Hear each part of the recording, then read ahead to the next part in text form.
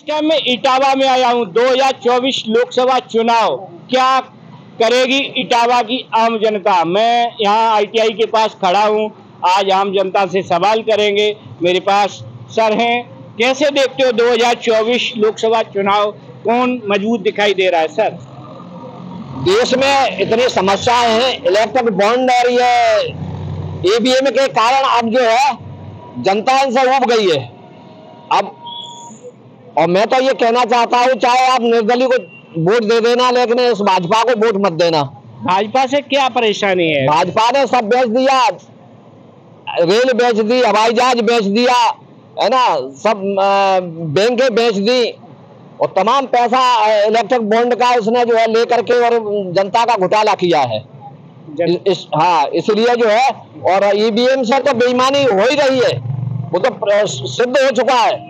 और ईवीएम अगर नहीं रहेगी तो ये भी कहीं रहने वाले नहीं है, कोई इन्हें वोट नहीं दे रहा है। बैलेट पेपर से चुनाव अगर हो तो क्या बीजेपी के लिए? वो तो हार गई। बैलेट पेपर से अगर होगा तो चली गई, बिल्कुल गड्ढे में चली गई वो तो बीजेपी। हाँ, बीजेपी क्या ईवीएम जब विपक्ष जीत जाता है तब मतलब ईवीएम पे सवाल नहीं खड़े होते, जब बीजेपी जीत जाती है तो ईवीएम पे सवाल? तो कभी कभी एक आध इसलिए जिता देते हैं कि ये ऑब्जेक्शन न करें, लेकिन वो तो चोरी किया तो चोरी अब खुल चुकी है बिल्कुल। अब जो है कोई चोर को कोई वोट देना नहीं चाहता। रामशंकर कठेरिया जी जो सांसद हैं, उन्हें बीजेपी ने पुनः प्रत्याशी बनाया है। समाजवादी पार्टी ने अभी प्रत्याशी क्लियर नहीं किया। कैसे देखते हो? बेचारे कठेरिया मुश्किल है भाई जीते, क्योंकि वोट ही नहीं दे रहा। वो खुल गई, पार्टी की पोली खुल गई जो, तो कहाँ से कठेरिया जी जीतेंगे? कठेरिया जी कहाँ से जीतेंगे? कैसे देखते हो, बीजेपी या समाजवादी पार्टी, कौन मजबूत दिखाई दे रहा है इटावा में? हम तो बीजेपी। बीजेपी क्या नाम है जी? अपने का मोदी। देखिए मोदी जी मजबूत है इटावा से। मोदी जी इटावा से मजबूत बता रहे हैं भाई साहब। क्या कहोगे सर, समाजवादी पार्टी या बीजेपी, कौन मजबूत? समाजवादी पार्टी। समाजवादी, क्योंकि बीजेपी से बेरोजगारी ये बढ़ी है और कुछ तो होगा नहीं। बीजेपी से बेरोजगारी बढ़ी है। बेरोजगारी तो बहुत ज्यादा है। मेरे पास और भी बुजुर्ग है, मैं कहूंगा कैमरा पर्सन थोड़ा नजदीक आए। क्या कहोगे चाचा, समाजवादी पार्टी और बीजेपी इटावा में कौन मजबूत है लोकसभा चुनाव में? देखो ही नहीं। कौन सा घर है आपका? इधर ही रहा था। कहाँ? अरे इसी इटावा में रहते।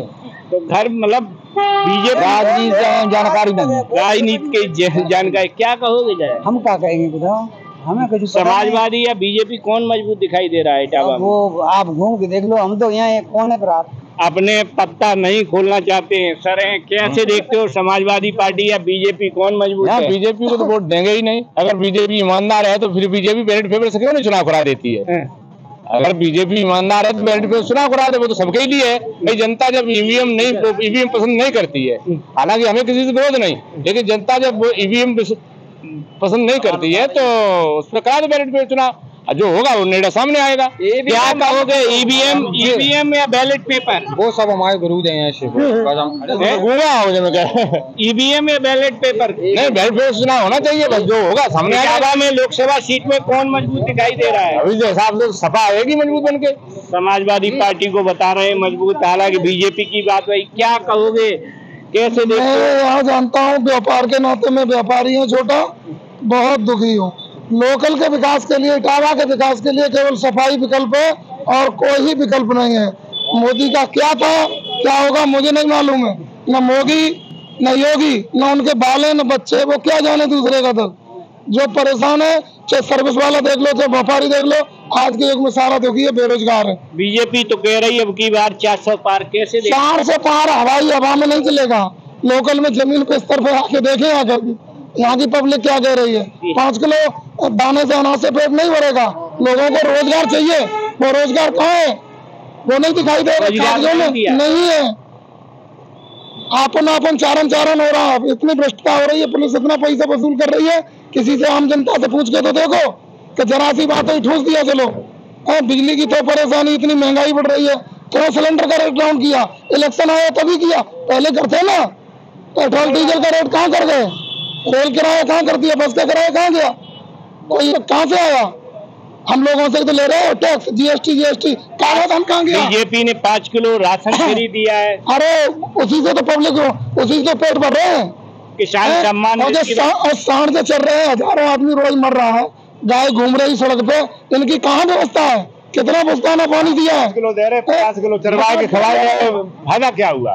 5 किलो दे रहे, 50 किलो। मेरे पास और भी, मैं कैमरा पर्सन थोड़ा नजदीक, कैसे देखते हो 2024 लोकसभा चुनाव, समाजवादी पार्टी या बीजेपी कौन मजबूत दिखाई दे रहा है? सपा मजबूत दिखाई दे रहा है। कैसे?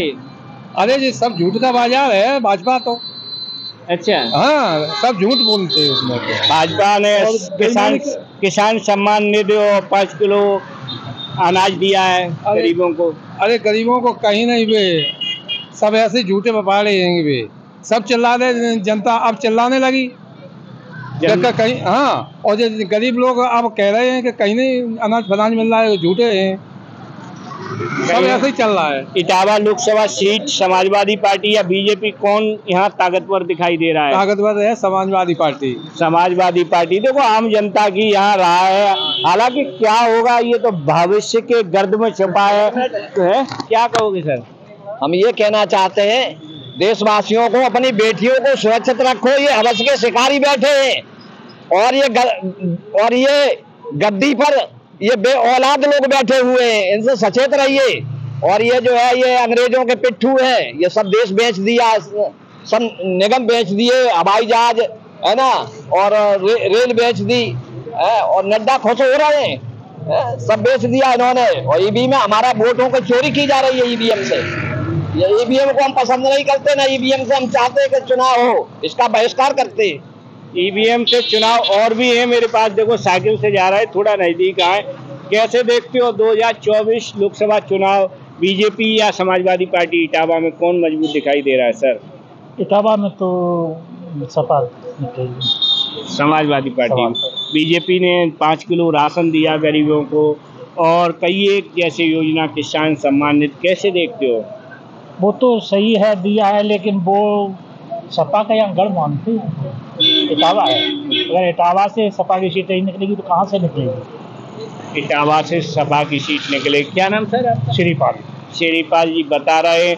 हालांकि ये तो भविष्य के गर्द में छुपा, तो कौन इटावा किसको लोकसभा में भेजेगा मेंबर ऑफ पार्लियामेंट बना के, ये तो भविष्य तय करेगा। बहुत बहुत धन्यवाद। इसी के साथ मैं कपिल यादव, MBM News 24 इटावा उत्तर प्रदेश।